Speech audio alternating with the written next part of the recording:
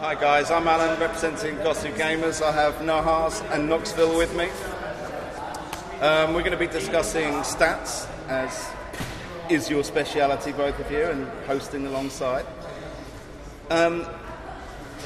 It's going to be a little bit geeky, a little bit nerdy. We're going to get down to some of the nitty-gritty.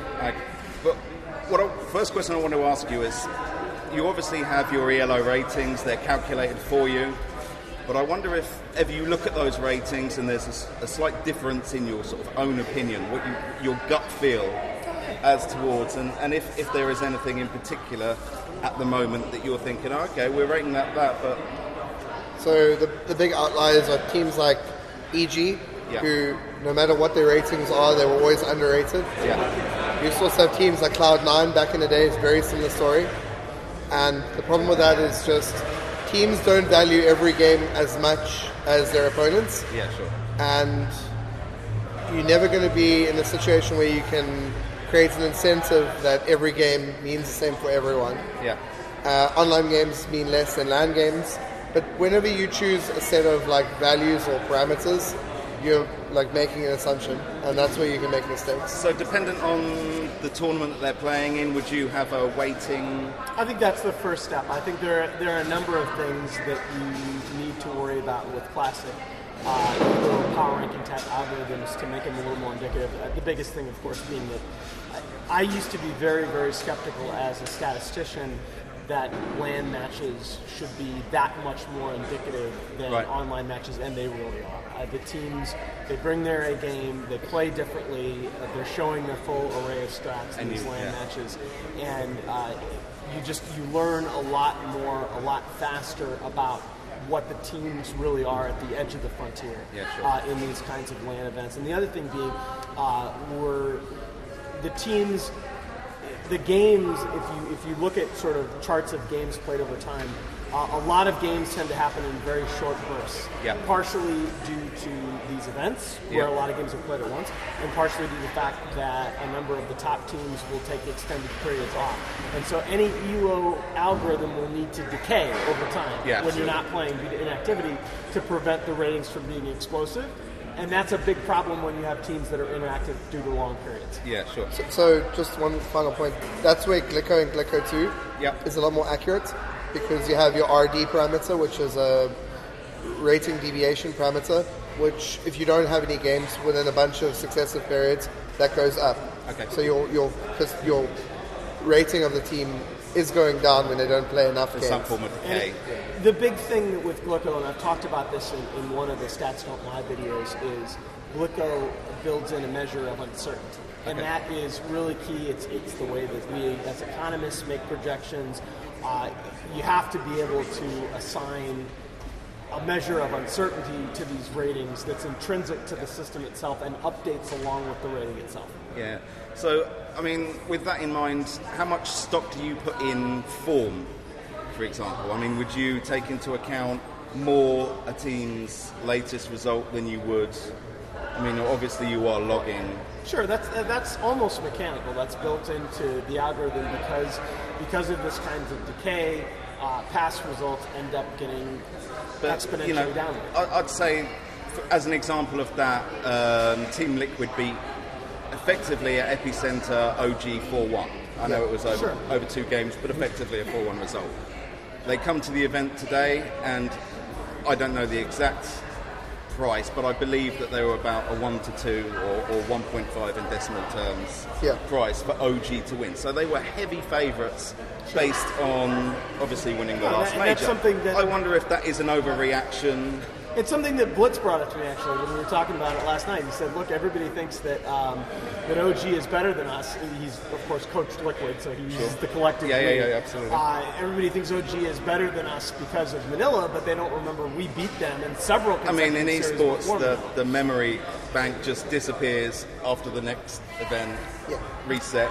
But at the same time, I think that there's something to that, but at the same time, I think in this particular instance, the upweighting of the more recent results would agree with the eye test. Yeah, okay. Yeah, so when you look at predicting who's going to win a series, you don't just look at ELO and then that's one thing, and then look at Glicko and that's one thing. you generally use an ensemble method of multiple predictors together. Yeah, absolutely. And some of the most accurate things that we have individually are moving averages of ELO, not just point values of ELO. Okay. So So you'd almost look for a curve. Yeah, well, you basically are essentially just window boxing across with in 1 week and 1 month durations, and those are better, what we would consider form if we were just looking at the values themselves, and those are the most accurate. Okay. But I tend to put these sorts of things into two boxes. Okay, there are purely technical mathematical tweaks that you can make to these various statistical rankings to get that R squared up and try and predict a little bit better. But to me, the biggest leap that we have yet to make is the leap from ELO to, say, the Ken Pomeroy ratings in college basketball. Those are ratings that actually respect the structure of the game itself. Yeah. Okay? They're tied to the actual scoring and actual outcomes that are measurable within the game beyond wins and losses. And that's where we're going to start developing measures, the analogs at least, of measures like WAR and VORP for Dota by looking at actual player actions within the game and how those contribute to team win probability. So, with that in mind, is there anything in the game at the moment that you would like to measure as part of your ratings that you can't measure, be that because of the way the Dota system works, or you don't have the time to collate that information manually?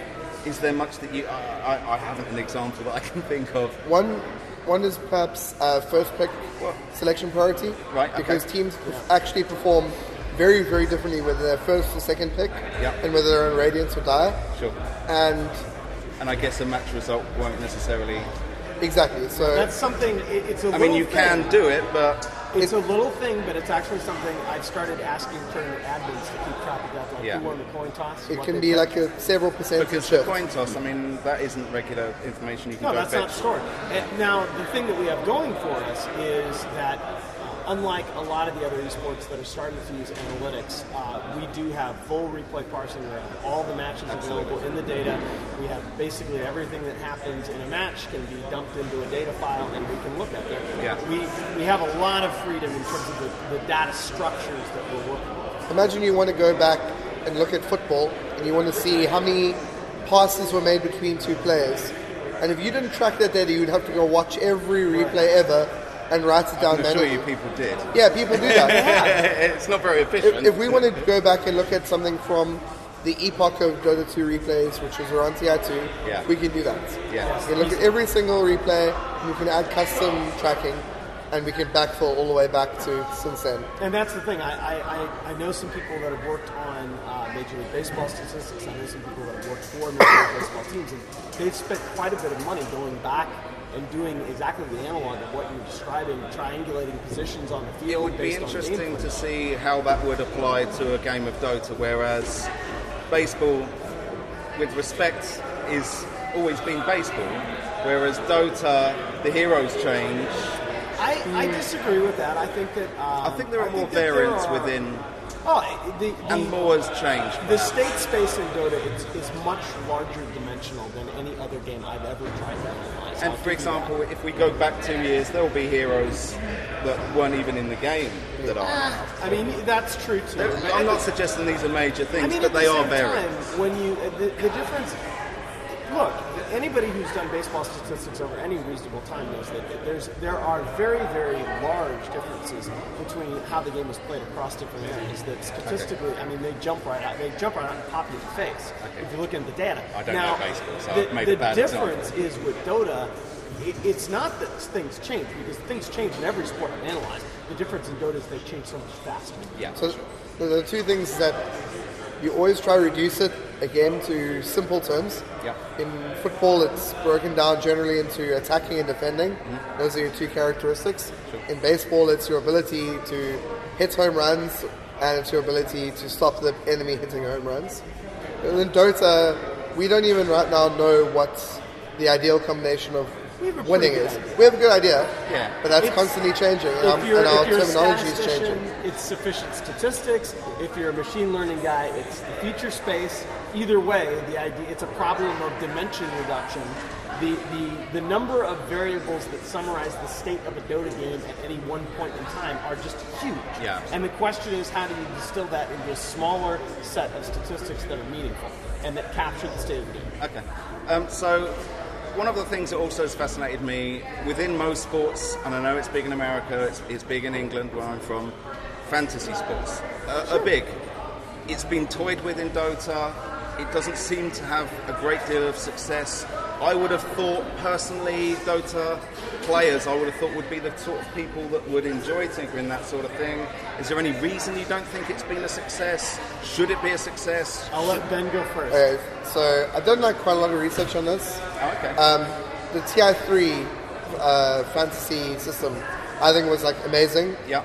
All my friends, everyone I spoke to, had really liked it. But it's a European style system. So you think there might be a crossover between, because it's very different, the American style. And then since then we've seen the American style of draft where you find 8 friends and you draft players between you. Yeah. And they're completely different systems, and if you pick one, the other side will hate it and vice versa. Right, okay. The big problem to me is always just, no matter how you set up the system, some players will never perform well. Okay. And I think that actually alienates a lot of people who, if their favorite player has no chance, he might be a star player. Let's say so FY. you're thinking a position 5 is... Yeah, so FY, likely. for example, some of the Rubik plays he makes are amazing. Yeah. There's no way But you is can that put it into a reflected fantasy system. Okay. Well, but that's exactly. But there are ways around that. You can force people to have to pick a position. There are 2 problems, okay? The first problem is that every Dota fantasy system that I've seen is based on some incredibly arcane formula that gives you a fantasy point score at the end of the game that nobody knows what it means. You see the number at the edge of the board. I'm a statistician, but I'm also an economist, and I will tell you one thing, the success of fantasy sports in the West, it's not about fantasy ranking scores, it's about the fact that the numbers that you're tracking on your fantasy team correlate directly to what those players are doing in the game. Yeah. They're touchdowns, right? What are the biggest? You play fantasy football? That's going to increase his fantasy score, but I'm not really sure how much. It's just not a product that people want to consume. Okay? And the other thing is related to what we were talking about before, that we need a better way, we need a better characterization of how in-game player actions map into team win probabilities. Okay. Because that's the only system that is going to allow a support player's action in-game to be correctly valued relative to that carry player with his gigantic amount of farm. Yes, so the system that we proposed a while ago as a method to fix this is that you have individual components that you divide by your net worth percentage. And So you get double the farm of someone else on your team. You need to score double the points. Oh, okay. Yeah. And Nahaz and I tried to do this. No, that's interesting. That doesn't work. So we can come up with a metric that is very, very accurate. You look at the TR5 or the Frankfurt Major, the players that you as a spectator think, wow, those guys were fantastic. They're at the top. The guys you think, oh, these guys are awful. They're at the bottom. But the problem is, the formula that you have to get there is very convoluted. Yes.